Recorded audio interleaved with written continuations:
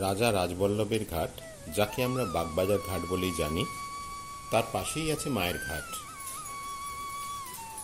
আগে এই ঘাটের নাম ছিল বিচালি ঘাট। 1886 খ্রিস্টাব্দে শ্রীরামকৃষ্ণদেবের প্রয়াণের পর সারদা মা আর দক্ষিণেশ্বর ফিরে যাননি।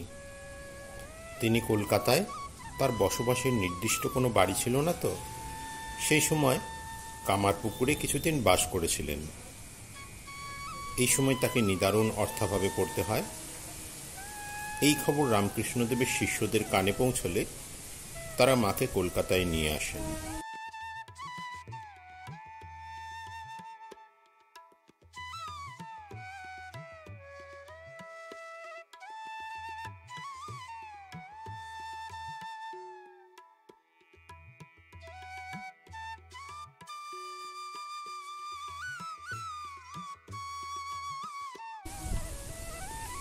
বাগবাজারে গঙ্গার কাছে স্বামী শারদানন্দ এবং ঠাকুরের অন্যান্য শিষ্যরা নতুন দোতলা বাড়ি তৈরি করেন, যেখানে রামকৃষ্ণ মিশনের মাসিক মুখপত্র উদ্বোধন পত্রিকার নতুন অফিস হয়।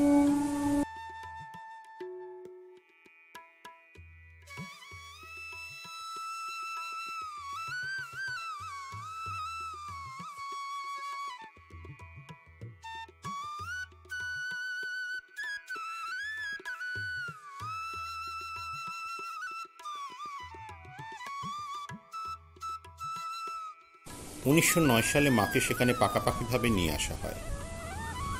বাগবাজারে বাড়ি থেকে মা যতদিন জীবিত ছিলেন ততদিনই নিয়মিত গঙ্গা স্নানে যেতেন।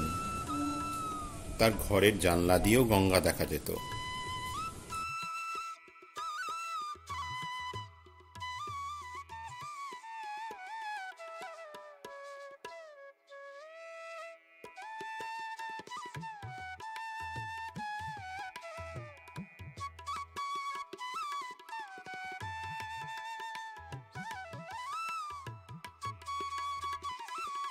তিনি যে ঘাটে স্নান করতে যেতেন, হুগলি নদীর সেই ঘাট আগে পাগলাবাবুর ঘাট বা বিচালি ঘাট নামে পরিচিত থাকলেও পরবর্তীকালে মায়ের ঘাট নামেই পরিচিতি লাভ করে।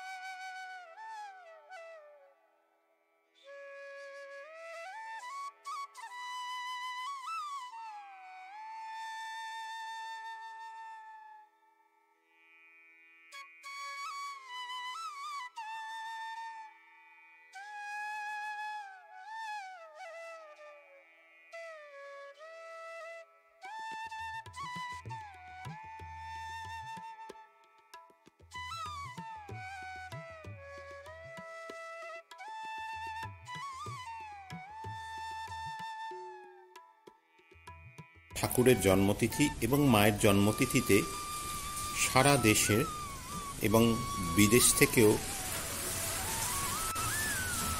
প্রচুর পর্যটকদের ভিড় হয়। ঘাটের পাশে একটা সারদা মায়ের একটি প্রতিকৃতি রয়েছে। ভক্তরা স্নানের পর সেখানে ফুল, ফল, মিষ্টি, ধূপ সহকারে মায়ের পুজো করেন।